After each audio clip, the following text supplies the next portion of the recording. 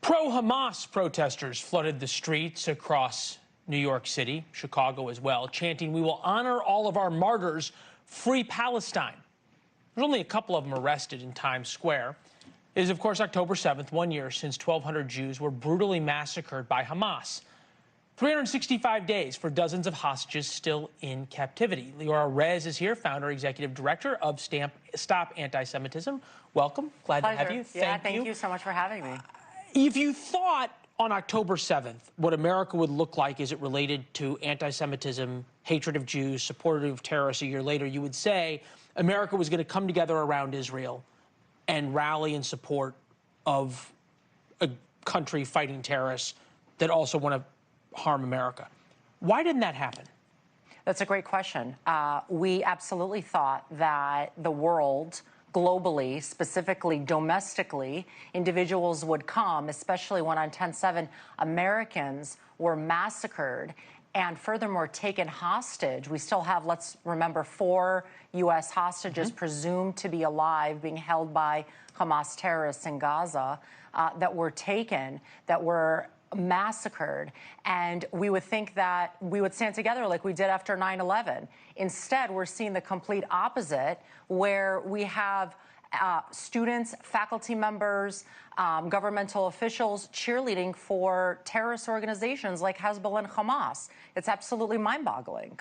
Yeah, I wrote in War Notes that there's this cancer growing in America's left, right? And we were told after October 7th, and there were these pro-Palestinian protests, oh, no, these people don't support Hamas. They just don't want babies to be bombed in Gaza.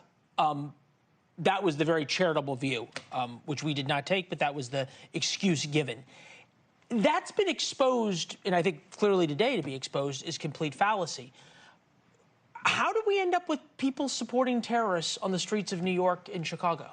That's a great question, and it's all over the country. And of course, nobody wants to see Palestinian children bombed. Of course. Well, no, right. Nobody does. That's a given. Blame Iran for it. But I think about this as if what was being done to Jews in New York that we saw was done by a group of white men wearing MAGA hats to a black man, there would be this utter outrage, as well there should be. Absolutely. About what was happening. And yet, when Jewish businesses are vandalized, when Jews are beaten up in the streets, somehow it's okay. Why is that? So there's a double standard. When it comes from one political direction, it's, 2 thumbs down very quickly. When it comes from a different political direction, you have a slight pause and question, well, why did this happen? Maybe it was deserved. Well, let's talk about it, so on and so forth. We were told for so long, though, and maybe this is what 10/7 really exposed, that the anti-Semitism was on the right,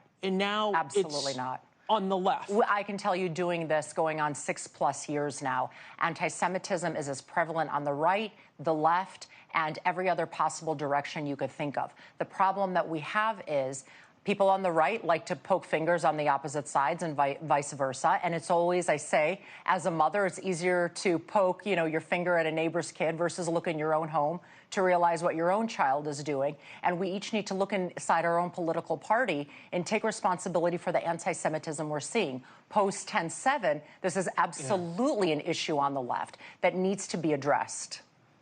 Yeah, we've said a long time that this isn't really anti-Semitism. This is pro-terrorist. There is a difference in terms of what people are chanting and what they're saying. There's an event at a Chicago law school commemorating the Palestinian martyrs today. So, Liora, keep up the great work. It's really pleasure. Really Thank you. You're doing it. Thank you so much. Thanks for watching. Go to joinnn.com to find NewsNation on your television provider. And don't forget to click the red subscribe button below to get more of NewsNation's fact-driven, unbiased coverage.